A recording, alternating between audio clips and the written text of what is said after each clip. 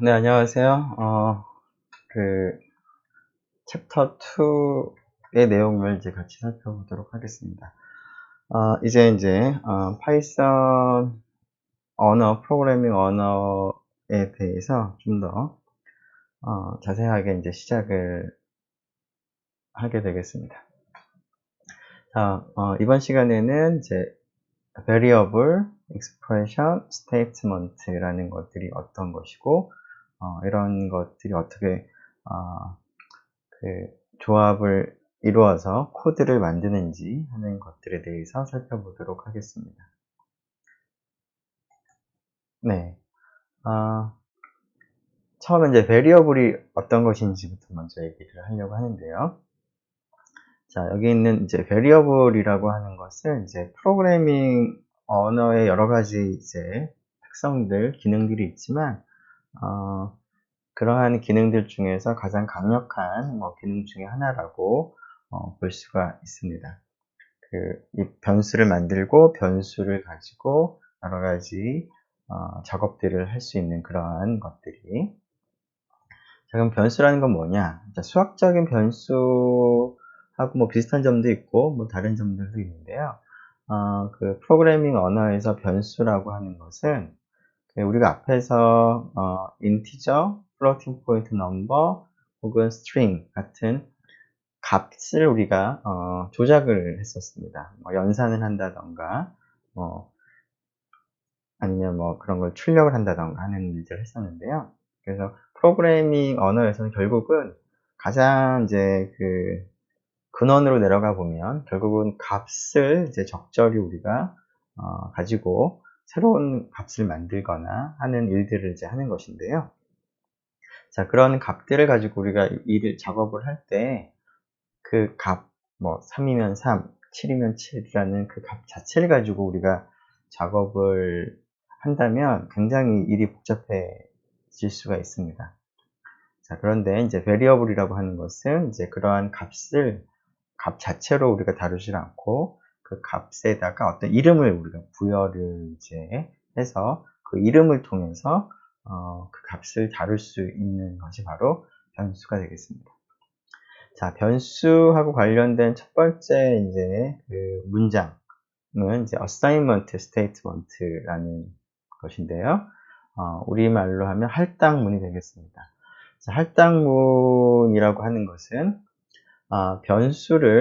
새로운 변수를 이제 새로 하나 만들고 거기에 이제 초기값, initial value를 우리가 이제 부여를 하는 그런 문장이 assignment statement가 되겠습니다.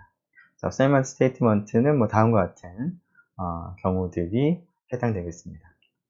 자, 첫 번째, 여기는 이제 프롬프트가 있는 걸로 봐서 지금 이 코드는 파이썬 인터프리터에서 지금 작업을 한 것인데요. 물론 주피터 노트북이나 아니면 다른 방식으로 작동을 하는 경우도 마찬가지입니다. 첫 번째는 이제 오른쪽에 있는 좀 기다란 이제 문자열이 있는데 이 문자열을 가지고 이 값을 가지도록 하는 변수를 생성을 합니다. 변수의 이름은 message입니다. 그리고 이 message라고 하는 변수의 값이 바로 오른쪽에 있는 문자열이 되도록 하는 문장이 바로 첫 번째 문장입니다. 그래서 이 문장을 assignment statement라고 부릅니다. 이 문장에서는 message라는 변수를 생성하고 그 message라는 변수가 오른쪽에 있는 이 string을 값으로 가지게 우리가 이제 하는 것입니다.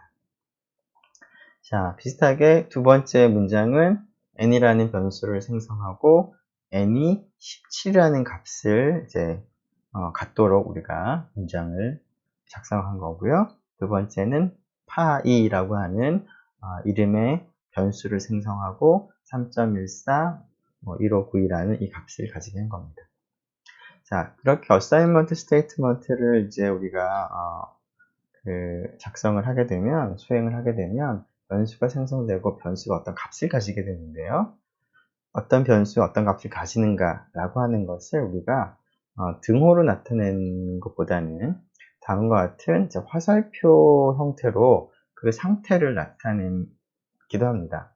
등호를 나타내면 이제 수학에서 물론 이제 여기서 assignment statement에서 등호를 썼지만 이 기호는 이제 assignment statement를 쓸 때의 프로그래밍 언어에서 사용하는 기호일 뿐이지 이게 수학에서 얘기하는 등호의 의미는 아니죠. 의미상으로 봤을 때는.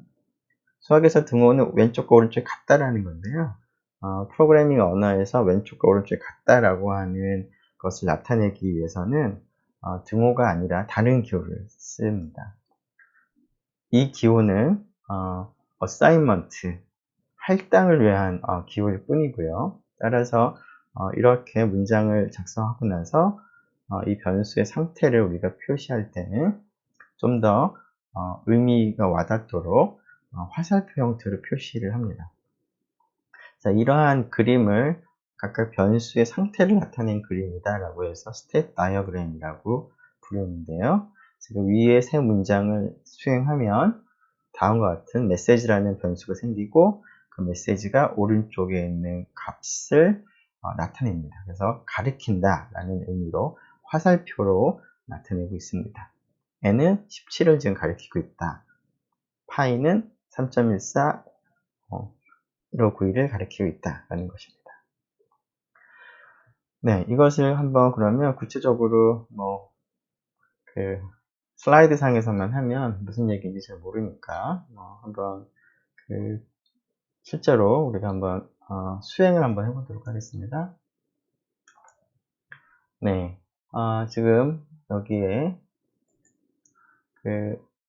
지금 접속은 지금 1.24.124.166 콜론 8000으로 지금 접속을 했고요. 사이버 캠퍼스에 올려둔 코드를 지금 여기 있죠? 이 코드들을 다운로드 받아서 이쪽에 올려두었습니다. 자, 챕터 02.ipynb 파이썬 노트북 파일을 이제 클릭해서 열고요. 자, 그러면 지난 시간에 설명했던 것 같이 마크다운을 써서 제목들을 달아놨습니다. 자, 한번 실행을 해보죠. 물론 이제 여러분들이 지금 강의에서는 이제 좀 진행을 좀 빨리 하기 위해서 미리 다 타이핑을 해왔는데 여러분들이 직접 하나하나 타이핑 해보는 것이 프로그래밍에 익숙하게 하는데 좋은 방법이 되겠습니다. 자, 이제 이걸 실행을 이제 하는 거는 지난번에 얘기한 것처럼 Shift하고 Enter를 같이 누르는 거나 혹은 Ctrl 키와 Enter 키를 같이 누르면 되는 거죠. Shift Enter 혹은 Ctrl Enter. 여기서 Shift Enter를 누르죠. 그렇게 되면 셀이 그 아래로 내려가서 그 다음 셀을 실행하기가 편리할 것 같습니다. 자, 실행하고 나면 아무런 결과물이 없습니다. 자, 그리고 두 번째도 마찬가지고 세 번째도 마찬가지입니다. 그래서 아무런 결과물이 없는 것 같지만 이 세 개의 문장을 실행하면 message and py라는 변수가 생성이 됐기 때문에 그리고 그 변수가 각각의 값을 지금 의미하고 있기 때문에 그 이후에서 이 변수들을 활용할 수 있습니다. 그래서 예를 들어서 n 플러스 9라고 타이핑하면 n 대신에 17을 넣어서 26을 계산해 주는 것이고요. 그리고 파이 같은 경우도 반지름에다가 파이를 이제 곱해서 넓이를 구한다던가 아니면은 둘레 길이를 구할 수 있을 텐데요. 자, 반지름을 2라고 하고요. 그 다음에 파이하고 반지름을 3이라고 할까요?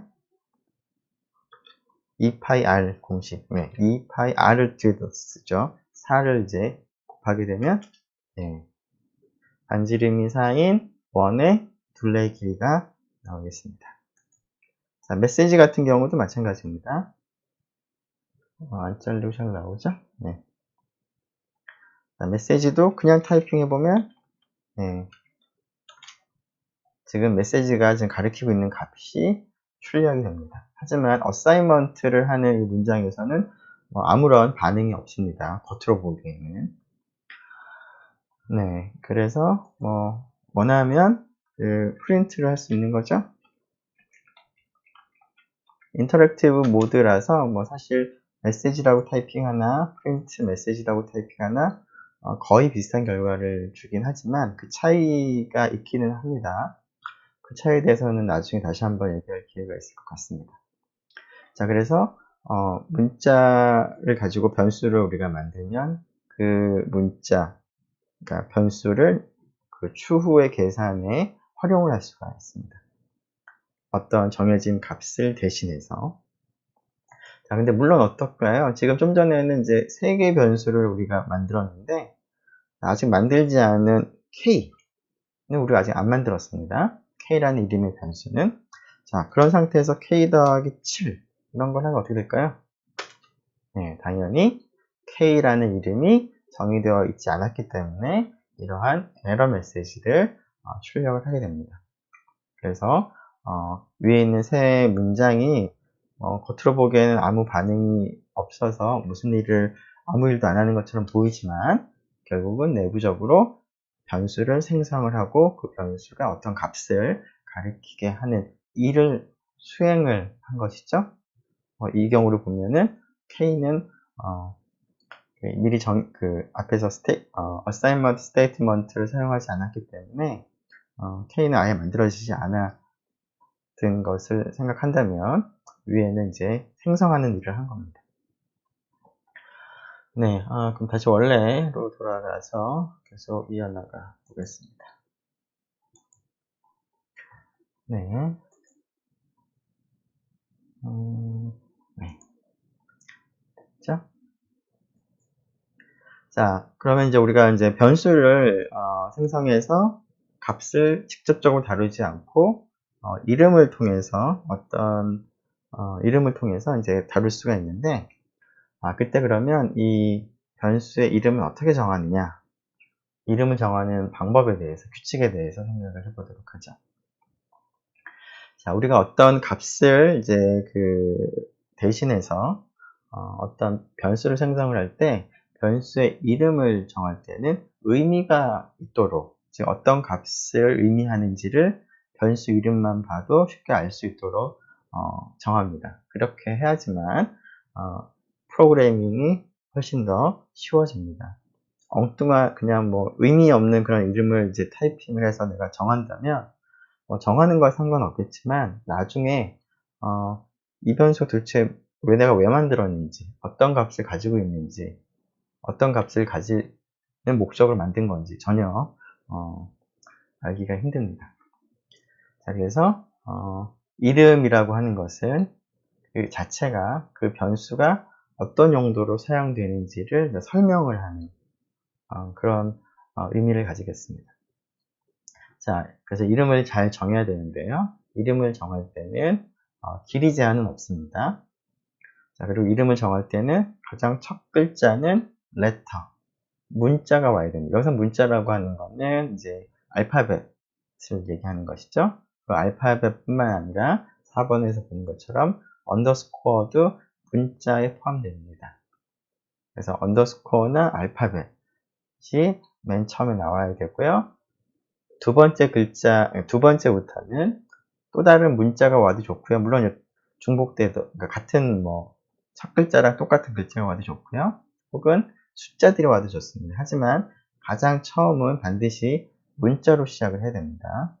숫자로 시작하면 안 됩니다. 네. 그리고 지금 파이썬에서는 같은 A라고 하더라도 대문자 A와 소문자 A는 별개로 취급합니다. 그래서 어퍼케이스 대문자죠. 로어케이스 소문자입니다. 두 개는 서로 구분을 합니다. 자, 그런데 이제 우리가 보통은 변수 이름을 작성할 때는 특별한 이유가 없으면 대부분 소문자로 많이 씁니다.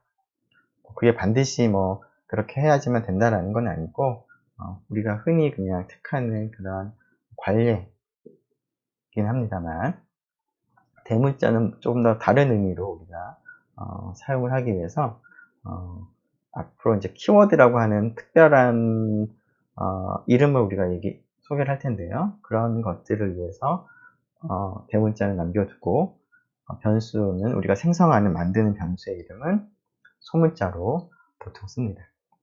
조금 전에 얘기한 것처럼 언더스코어도 문자에 포함이 됩니다. 자, 그래서 다음과 같이 조금 전에 했었던 것과 유사하게 어사인먼트 스테이트먼트를 작성을 했는데 3개를 작성했죠.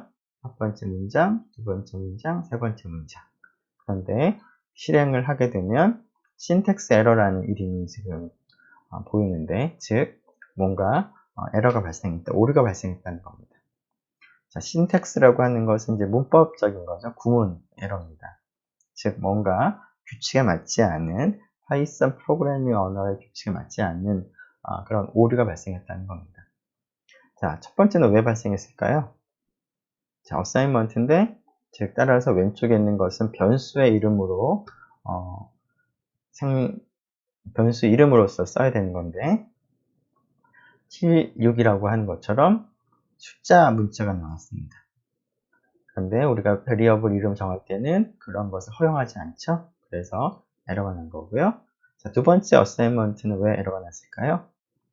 네, M. 첫 글자는 이제 알파벳 문자인데요. 하다 보니까 맨 마지막 at이 있습니다. at도 뭐 하나의 문자라고는 볼 수 있지만 우리가 생각하는 알파벳에 포함되진 않습니다. 레터에 포함되진 않습니다. 그래서 이것도 잘못된 베리어블 네임이라서 허용하지 않는 베리어블 이름이라서 에러가 났습니다. 자, 마지막으로 세 번째 어사인먼트 어떨까요? 네. 자, 왼쪽에 있는 거에 지금 변수의 이름인 것 같은데 위에 있는 두 문장과는 달리 특별히 문제가 없어 보입니다. 그렇죠? 자, 그런데도 불구하고 신텍스 에러라고 되어 있습니다. 그 이유는 클래스라고 하는 이 이름은 사용자가, 프로그래밍 하는 사용자가 사용할 변수의 이름으로 사용할 수 없는 이름이라서 그렇습니다. 물론 이 규칙에는 맞지만. 자, 그러면 이 클래스가 뭐길래 사용할 수 없느냐? 클래스라고 하는 것은 파이썬에서 특별한 용도로 별도로 미리 정해둔 그런 이름입니다. 그런 것을 우리가 키워드라고 부르는데요. 키워드는 사용자가 사용하지 못하는 것이고요. 키워드는 이미 그 다른 용도로 미리 정해둔 값이 그런 이름이기 때문에 만일에 이제 이 이름을 이제 사용자가 사용할 수 있는 변수 이름을 허용한다면 이 용도로 쓰는 경우와 변수 이름과 이제 혼동이 일어나기 때문에 어떤 게 어떤 건지 모르기 때문에 이런 경우는 허용하지 않습니다. 즉 조금 전처럼 이런 어사인먼트, 즉 키워드를 미리 정해진 예약어라고도 하는데요. 그런 예약어를 사용자가 생성하는 변수의 이름으로 쓸 수는 없습니다. 자, 그러면 키워드가 뭐가 있는지 한번 볼까요? 자, 키워드는 이런 것들이 있는데 false 혹은 true, true는 어디? 여기 있네요. true. 그 다음에 class, 앞에서 봤던 거죠. 그 다음에 is, continue, 그 다음에 if, define의 이제 약자인데요. 이것도 나중에 볼 겁니다. def, 그 다음에 else, break, 이런 것들. 그건 이제 그 자체로 파이썬의 프로그래밍 언어를 위해서 의미가 이제 별도로 있는 그런 말로서 이런 것들은 이제 예약어가 되겠습니다. 자, 그러면 이제 한 가지 의문이 들 수도 있을 텐데요. 자, 사용자가 어떤 변수를 생성을 하려고 할 때 키워드를 이름으로 쓸 수는 없는데, 그러면 그런 에러가 발생하지 않게 하려면 모든 키워드를 여러분들이 외워놔야 될까? 그래서 그걸 피해야 될까? 라는 건데요. 네, 그렇지 않아도 됩니다. 대부분의 물론 이제 플레인 텍스트에서 우리가 타이핑을 할 때는 키워드를 이제 구분이 잘 안 되지만 대부분의 이제 개발 환경, 주피터 노트북이라던가 이런 데서는 키워드를 미리 정해진 이런 키워드를 좀 구분을 쉽도록 다른 색깔로 이렇게 나타내 줍니다. 그래서 이런 것들 타이핑해 보면 색깔이 변화하기 때문에 이거는 이제 베리어블 이름으로 쓸 수 없구나 라는 것을 쉽게 알 수가 있습니다. 자, 이 부분도 우리가 한번 같이 확인을 해 보도록 하죠. 네.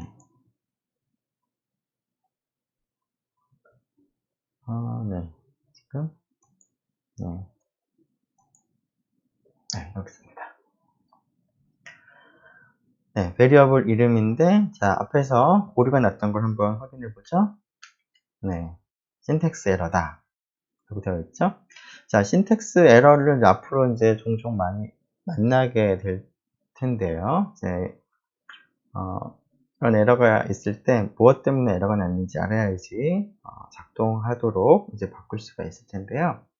이 그 에러 메시지라고 하는데 이것을 잘 보면 어디에 원인이 있는지를 좀 추적을 하기가 쉽습니다. 지금 보니까 invalid syntax라고 되어 있는데 뭐 이것만 가지고는 뭐 특별히 그 원인을 알기는 힘들 것 같은데 잘 보면 여기에 그 어느 위치에서 문제가 생겼다라고 되어 있습니다. 물론 이 위치를 이제 보면 정확하게 문제가 된 부분을 이제 가리키는 경우도 있지만 그 문제가 되는 부분 근처를 가리킨다라고 보면 더 정확할 것 같습니다. 그래서 이 경우에는 앞에서 얘기한 것처럼 76이 지금 문제가 되는 거였죠. 변수 이름으로. 따라서 정확한 7이 문제가 되는 거죠. 그래서 요거 근처를 이제 잘 보면 원인을 쉽게 알 수가 있을 것 같고요. 두 번째, 또 마찬가지죠. 두 번째는 생각보다 뭐 에러 메시지가 굉장히 많은데요. 네, 뭐 블라블라블라 해서 여기를 이제 보면 되겠습니다. 뭐 AC 그 도서치 파일 뭐 이런 말이 나옵니다. 네, 뭐 아무튼 이것도 이제 신텍스 에러죠. S 사용할 수가 없었죠. 자, 이 경우는 원인을 찾기가 뭐 처음 이제 그 프로그래밍을 배우는 입장에서는 에러 메시지를 가지고 원인을 찾기가 약간은 어려울 수도 있는데, 네, 경우도 에러가 된다는 것을 여러분들이 조금 전에 확인을 했습니다. 네, 자, 마지막으로 얘도 한번 확인해 보죠. 자, 지금 보니까 어떤가요? 여기 클래스 앞에서 했던 more 아니면 이러한 변수 혹은 앞에서 했던 message and py 이런 것은 검은색으로 나타나는데 지금 보니까 클래스는 색깔이 초록색이죠. 그래서 뭔가 좀 이상하다 라는 것을 타이핑을 하면서 쉽게 눈치를 칠 수 있겠습니다. 자, 마찬가지로 이제 에러가 발생했고요. 맨 마지막 에러는 클래스가 키워드이기 때문에 발생한 에러다 라고 했습니다. 네, 그러면 다시 슬라이드로 가보도록 하겠습니다.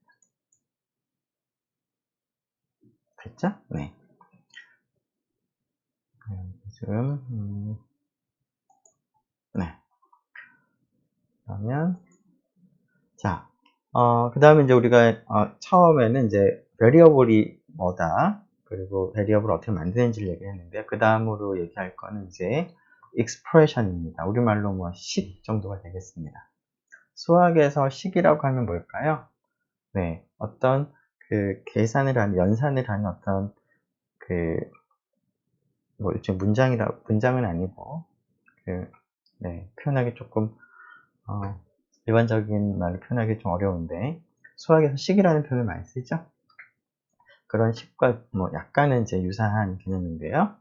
자, 파이썬에서 expression이라고 하는 것은 결국 뭔가 이제 연산을 이제 관련된 어떤 표현인데요.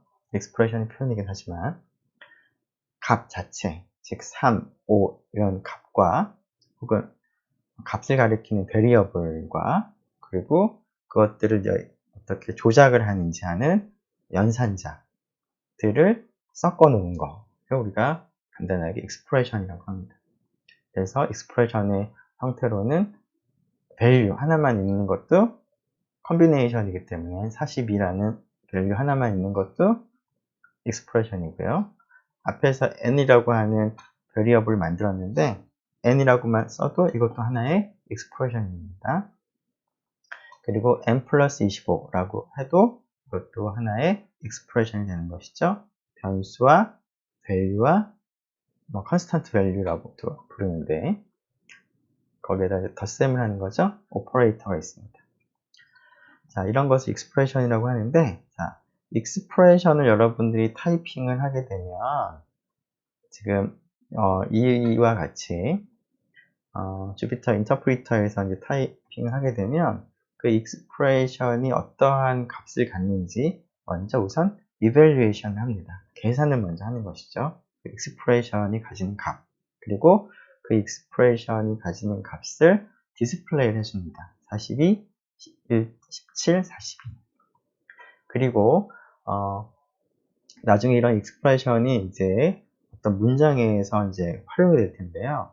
그럴 때 그 expression은 변수도 하나의 값을 가지고 있지만 변수나 value나 이런 오퍼레이터를 섞어서 쓴 expression도 하나의 값을 가지게 됩니다. 그래서 지금 이 맨 마지막 같은 경우에는 n 플러스 25라는 expression 자체가 값을 가지는데 그 값이 얼마인지 알기 위해서 파이썬 인터프리터가 파이썬이 계산을 하고요. evaluation을 하고요.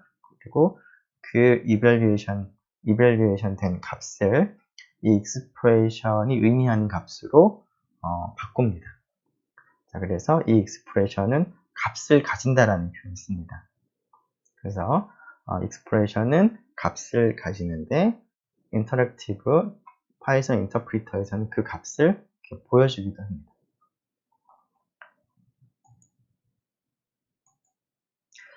자, expression하고 또 이제 약간 뭐 비슷하기도 하면서 좀 다른 거로서 statement, 앞에서 assignment statement를 얘기했는데요. 우리가 이제 expression 자체를 보면 n 플러스 25. 이것을 우리가 문장이라고 하진 않습니다. 이것은 그냥 더하는 걸 계산할 뿐이지, 더한 다음에 어떤 일을 어떻게 해라라는 그런 의미는 없기 때문에 그냥 단순히 이제 evaluation을 할 뿐이고, 어떤 이펙트가 나타나는, 어떤 결과가 나타나는, 효과가 나타나는 뭐 그런 일을 하는 것은 아닙니다. 물론 이제 인터프리터에서는 그 값을 인터랙티브하게 서로 좀 쉽게 보여주기 위해서 디스플레이를 하긴 하지만 나중에 얘기하겠지만 스크립트 모드에서는 디스플레이도 하지 않기 때문에 익스프레이션 자체가 어떤 이펙트를 가지고 오는 그런 코드는 아닙니다. 스테이트먼트라고 하는 거는 우리가 작성하는 것을 코드라고 부를 텐데 그 코드를 구성하는 가장 기본적인 단위 유닛을 스테이트먼트라고 부릅니다. 그래서 이런 문장들을 여러 개를 우리가 묶어서 이제 하나의 프로그램을 만드는 것이죠. 자, 이런 스테이트먼트에는 뭐가 있을까요? 네, 우리가 앞에서 생각했던 그 variable을 생성하는 그런 문장이 있었죠. 네, 그래서 그런 문장은 assignment statement라고 불렀는데 그런 게 하나의 이제 문장이 되는 거죠. 그것은 내부적으로 변수를 생성하는 그런 효과가 있습니다. 일을 하는 것이죠. 혹은 우리가 제일 처음에 봤던 프린트 하는 것도 하나의 문장입니다. 프린트를 하게 되면 명시적으로 어떤 값을 스크린상에 출력을 하는 그런 효과를 가지게 되는 것이죠. 그래서 이런 것들 스테이트먼트라고 부릅니다. 하지만 expression 자체는 스테이트먼트는 아닙니다. 물론 expression이 값을 가지긴 하지만 값을 가지는 것 뿐이지 그거 자체로 어떤 효과를 지니진 않습니다. 물론 이제 여기 디스플레이가 된 거를 효과라고 생각한다면 약간 헷갈릴 수 있는데 이 부분은 인터랙티브 모드라서 그런 것이라서 나중에 다시 한번 이게 왜 나오는지 스크립트 모드에서 안 나온다라는 사실을 같이 얘기하면 익스프레션이 스테이트먼트하고는 다르다는 것을 여러분들이 조금 더 자세히 느낄 수 있을 것 같습니다. 네, 첫 번째 이제 스테이트먼트가 앞에서 얘기했던 어사인먼트 스테이트먼트고요.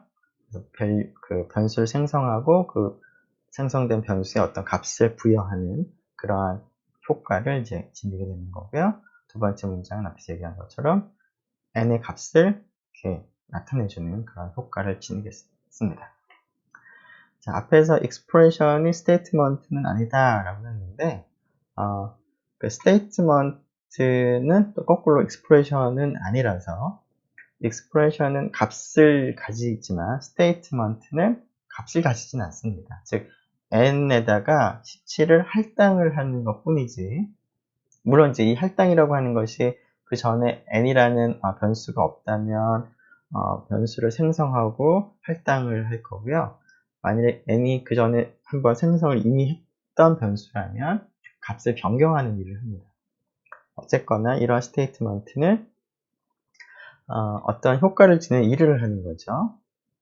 자, 그렇다고 해서 값을 가지는 것은 아닙니다. 그래서 이런 문장을 쓰게 되면 파이썬 이 인터프리터나 아니면 이 파이썬 해석기는 그것을 evaluation 한다기보다는 실행을 한다라는 표현을 씁니다. 그래서 실행을 한다는 얘기는 그 문장이 의미하는, 문장이 요구하는 어떤 행동을, 어떤 조치를, 이펙트를 가지도록 행하는 것을 수행한다라고 얘기할 수가 있는데요. 스테이트먼트를 우리 작성하면, 그리고 실행하면 그것을 수행하는 것이지, 그렇다고 스테이트먼트가 값을 가지지는 않습니다.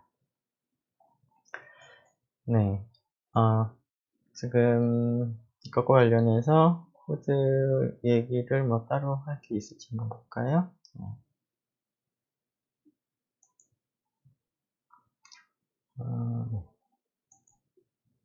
자, 지금 이제 expression과 statement의 차이를 얘기를 했는데요. 42. 이거 자체가 하나의 expression입니다. n도 앞에서 우리가 미리 만들었죠. 이미 여기 n을 만들었습니다. 만든 상태니까 이제 n이 어떤 베리어블로서 의미가 있는데 n이라고 타이핑하면 이거 자체도 하나의 expression이 됩니다. 그래서 그 값을 갖는데 evaluation을 해서 그 값을 이제 출력을 해주고 있습니다. 주피터 노트북에서는 인터랙티브 모드라서 n 플러스 26도 마찬가지로 expression이죠. 자, 근데 statement는 n에다 17을 어사인 하는 거죠. n은 이미 있긴 있지만 다시 또 값을 다른 걸로 바꾸거나 같은 값으로 다시 할 필요는 없지만 어쨌거나 17을 다시 할당을 하는 그런 문장입니다. 자, 그래서 첫 번째 스테이트먼트는 일은 하지만 아무런 겉으로 드러나는 효과는 없습니다. 왜냐하면 이 스테이트먼트가 기대하는 것은 출력을 하라는 것이 아니라 n이라고 하는 변수의 어떤 값을 부여해라 라는 것이기 때문에 이제 해당하는 일만 하는 것 뿐이죠. 그런데 아래쪽은 어떤가요? 네, 값을 출력을 해줍니다. 왜? 익스프레션이 아니고 스테이트먼트인데 출력을 할까요? 네, 프린트라고 하는 것 자체가 출력을 하라는 문장이기 때문에 그 일을 이제 수행하는 것 뿐입니다. 네, 이 차이는 조금 있다가 이제 스크립트 모드와 인터랙티브 모드의 차이에 대해서 얘기를 하면서 좀 더 명확해질 것 같습니다. 네, 그러면 다시 슬라이드로 돌아가죠. 네, 조금 전에 이제 expression을 이제 타이핑을 하면 그 값을 보여주는데, 그게 이제 어떤 일을 하는 것처럼 보이기도 하는데, 그렇지 않다라는 것을 얘기하기 위해서 인터랙티브 모드와 스크립트 모드의 차이에 대해서 얘기를 해야 될 것 같습니다. 파이썬 인터프리터나 터미널을 열고 그 안에서 파이썬 3라고 타이핑을 해서 실행을 하는 형태는 아니면 주피터 노트북을 사용하는 형태가 바로 그 인터랙티브 모드로 지금 사용을 하게 되는 건데요. 말 그대로 인터랙티브 한 거니까 그 인터프리터랑 이제 여러분 사용자가 이제 직접적으로 서로 주고받고 하는 형태로 사용을 하는 거죠. 자, 이런 형태는 이제 우리가 어떤 익스프레션이든 어떤 스테이트먼트를 타이핑하면 문장 단위로 결과를 바로바로 보여주기도 합니다. 경우에 따라서는. 따라서 코드를 이제 처음에 시작할 때는 이제 하나하나씩 어떻게 바뀔까, 어떤 일을 할까를 이제 확인을 하는 것이 편리하기 때문에 그럴 때는 인터랙티브 모드를 쓰는 것이 편리하지만 나중에 코드의 길이가 스테이트먼트가 굉장히 많아지고 나면 한 스테이트먼트 하나하나마다 그 결과를 우리가 지켜보고 있으면 오히려 번거롭기만 하죠. 그래서 그런 경우에는 우리가 그 코드를 파일로 저장을 하고요.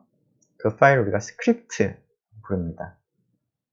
지난번에 잠깐 스크립트라는 용어를 얘기했었는데 대본이라는 용어가 되겠죠. 그래서 코드라고 하는 게 이제 컴퓨터 입장에서 컴퓨터가 어떤 일을 하라라고 하는 지시를 하는 일종의 대본 역할을 하는 것이기 때문에 스크립트라고 부르는데 이 스크립트 형태로 파일로 작성을 하고 나서 우리가 파이썬 3 하고서는 그 스크립트 파일 이름을 타이핑하면 그 실행을 했었죠.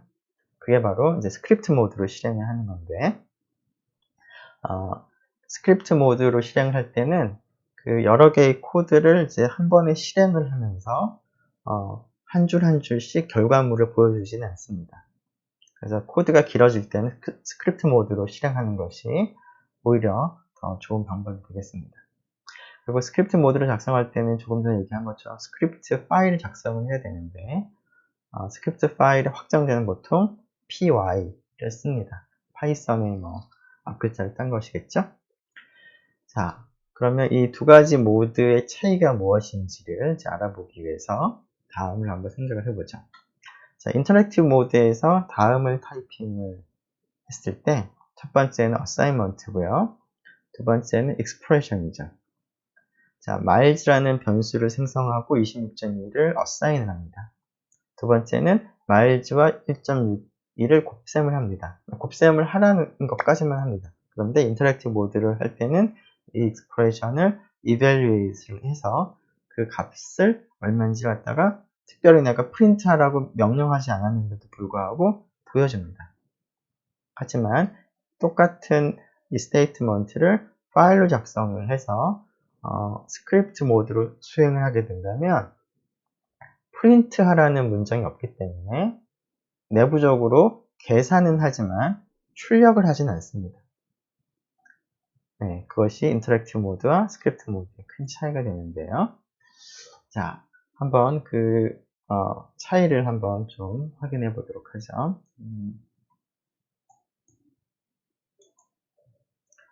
네, 됐죠? 네. 자, 지금 주피터 노트북에서 타이핑하는 것 자체가 하나의 그 인터랙티브 모드입니다. 조금 있다가 그 파이썬 인터프리터도 한번 사용을 해보죠. 터미널을 열어볼까요? 여기서 파이썬 3라고 타이핑하면 여기 프롬프트가 생겼습니다. 여기다가 miles 아까 얼마였죠? 26. 얼마였죠? 26.2 그리고 miles에다가 1.6 정도를 곱합니다. 아마도 마일을 킬로미터로 바꾸려고 하는 것 같습니다. 아마 이게 그 마라톤 하는 그 거리가 되겠습니다. 마일로 하면 26.2마일, 킬로미터로 하면 42km 정도, 42.195 이렇게 얘기를 하는데, 자, 인터랙티브 모드는 앞에서 주전 노트북과 동일하죠. 그래서 지금 하나하나 타이핑할 때마다 수행을 하나씩 합니다. 그리고 익스프레션을 내가 입력하면 익스프레션이 어떤 값을 갖는지도 인터랙티브하게 바로바로 보여줍니다. 자, 그럼 이제 끝내고요. 자, 그러면 이번에는 이제 이 같은 문장을, 그리고 이제 익스프레션을 스크립트로 작성을 하겠습니다. 자, 미리 스크립트를 작성했는데요. 스크립트 1.py를 클릭을 해보면, 자, 똑같은 내용이 적혀 있는 걸 볼 수 있습니다. 자, 이 내용을 이제 실행을 하려고 하는데요. 자, 지금 여러분이 그 터미널을 열게 되면 홈 폴더에서 시작을 보통 하는데, 여러분이 가지고 있는 그 파일은 홈 폴더에 있지 않은 경우도 있죠. 여러분들이 이제 유저 폴더를 만들고 하라고 했으니까. 그래서 해당하는 위치로 이동을 하는 게 필요합니다.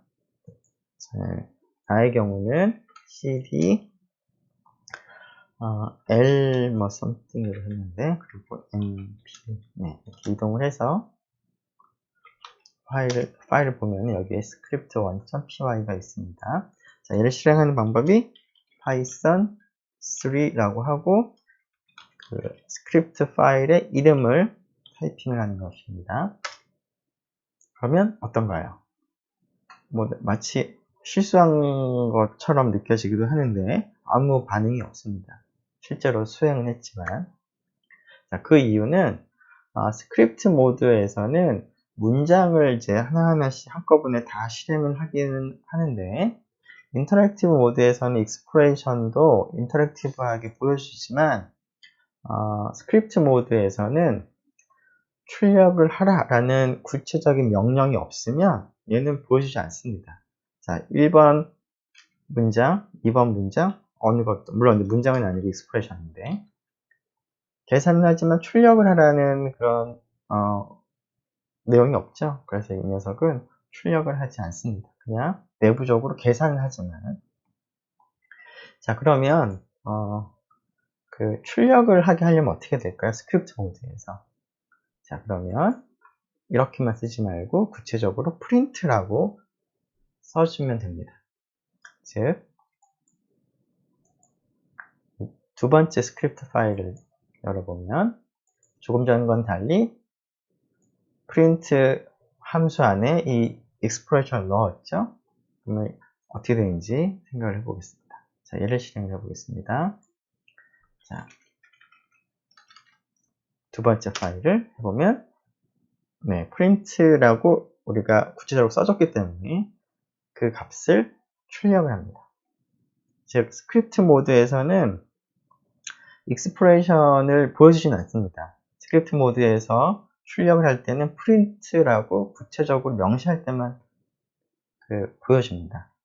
물론 이제 계산은 내부적으로 하겠지만, 대신에 인터랙티브 모드에서는 한 줄 한 줄 수행하면서 그 상황이 어떻게 되는지를 이렇게 보여준다는 목적이기 때문에 익스프레션을 쓰고 프린트라는 말을 안 써도 보여주는 거죠. 자, 물론 인터랙티브 모드에서 26.2라고 타이핑을 하고요. 다시 씁시다.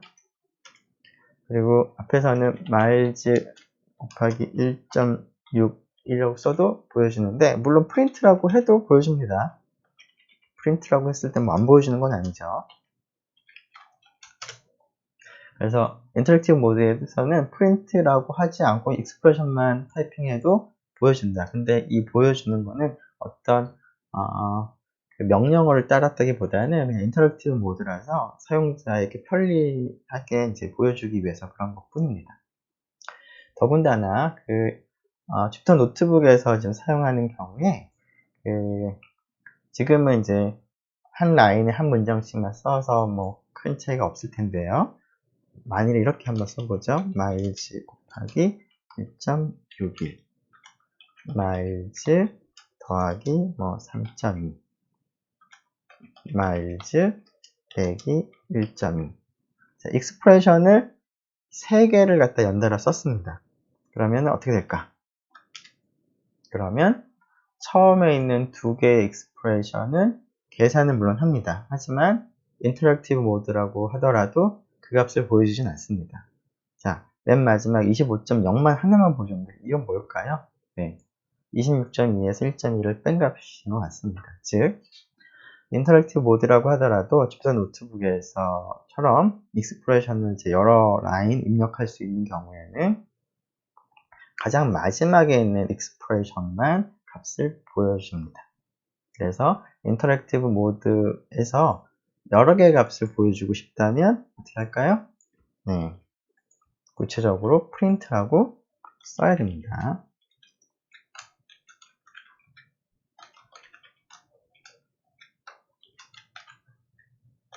그렇게 되면 안 찍는 잘 보이죠? 네, 세 개의 값이 다 나오는 것을 확인할 수 있습니다. 자, 그래서 인터랙티브 모드에서 그냥 익스프레션을 타이핑했을 때 보여주는 것이 뭐 어떤 파이썬 자체의 어떤 그 일을 효과를 갖는 어떤 일을 한다기보다는 그냥 이 인터랙티브 모드의 그 목적에 맞게 해주는 것 뿐입니다. 그래서 익스프레션은 스테이트먼트는 아닌 것이죠. 네. 스크립트 모드로 이제 우리가 실행하는 것을 이제 앞에서 터미널에서 해봤는데 터미널에서 해도 되고요. 집사 노트북에서 터미널로 가서 수행하는 것이 약간 번거롭기 때문에 그 일을 할 수 있도록 하는 방법을 이 집사 노트북에서 제공하는데 예전에 파이썬 2를 쓰는 방법을 생각을 했었는데요. 그것과 유사하게 %run을 하고 스크립트 이름을 쓰면은 주피터 노트북에서 스크립트를 스크립트 모드로 수행할 수 있습니다. 그리고 그 결과가 있다면 그 결과를 아마 여기서 보여주게 됩니다. 그런데 스크립트 1은 특별한 아웃풋이 없기 때문에 아무런 일이 안 일어나고요. 스크립트 2는 프린트라고 했기 때문에 얘를 한번 실행시켜 보면 앞에서 우리 터미널에서 했던 것과 동일하게 42.182가 나오게 됩니다. 자, 마지막으로 스크립트 3를 한번 생각을 해보겠습니다. 스크립트 3는 우리가 한번 열어볼까요? 스크립트 3. 네. 프린트 1. x에다 2를 할당. x라는 변수 생성하면서 그리고 프린트 x. 어떤 일이 일어날까요? 자, 스크립트 모드로 실행하면 1을 출력하겠죠? 그리고 두 번째 문장에서 아무 일이 일어나지 않습니다. 겉으로 보기에는 출력하진 않습니다. 어사이닝하고 변수를 생성하는 것 뿐이지. 세 번째 문장에서는 x의 값을 출력을 하겠죠. 그래서 1과 2가 출력이 될 것 같습니다. 자, 한번 확인해 보죠. 자, 뭐 처음이니까 여기서도 해보고 여기서도 해보도록 하죠. 터미널에서 스크립트 모드로 실행 1, 2 나오죠. 그 다음에 집터 노트북에서 %run을 사용해서 스크립트 모드로 실행을 해도 1, 2 나옵니다. 자, 그러면 지금까지 했던 것을 이제 벌써 시간이 좀 많이 지났는데요. 확인하는 의미로 다음을 스크립트 모드로 실행했을 때와 인터랙티브 모드로 실행했을 때 어떤 차이가 있을지 한번 생각을 해보면 좋겠습니다. 자, 처음에 인터랙티브 모드로 실행했을 때는 어떨까? 자, O라고 타이핑, 엔터, X는 O라고 타이핑, 엔터, X 플러스 1, 엔터 라고 하면은 O가 출력이 될 거고, 그 다음에 두 번째 문장은 인터랙티브 모드에서 아무런 출력이 없겠죠? 그 다음에 세 번째 것은 6이라고 출력이 될 것 같습니다. 그런데 스크립트 모드에서는 네, 전혀 출력이 없겠습니다. 여러분들의 생각이 내 생각과 동일한지 그리고 내 생각이 맞은지 여러분들의 생각이 맞는지 한번 해보면 좋겠습니다. 자, 그래서 우리가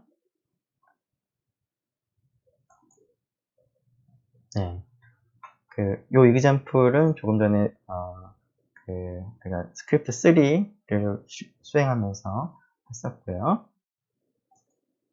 그리고 이제 요 exercise 연습 문제는 이제 여러분들과 조금 전에 같이 얘기를 했는데 한번 이것을 인터랙티브 모드로도 그 다음에 스크립트 모드로도 한번 실행해 보길 바랍니다. 그리고 이제 스크립트 모드로 하면은 출력이 아무것도 안 될 텐데, 스크립트 모드로 실행할 때, 그 출력이 되게 하려면, 프린트가 되게 하려면 어떻게 바꿔야 되는지 한번 생각해 보고, 바꾼 다음에 한번 제대로 내가 원하는 대로 출력이 되는지도 한번 확인해 보면 좋을 것 같습니다.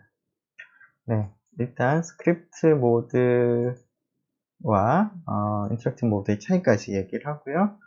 시간이 이제 50분이 다 됐으니까 잠깐 쉬었다가 그 다음 내용을 진행하도록 하겠습니다.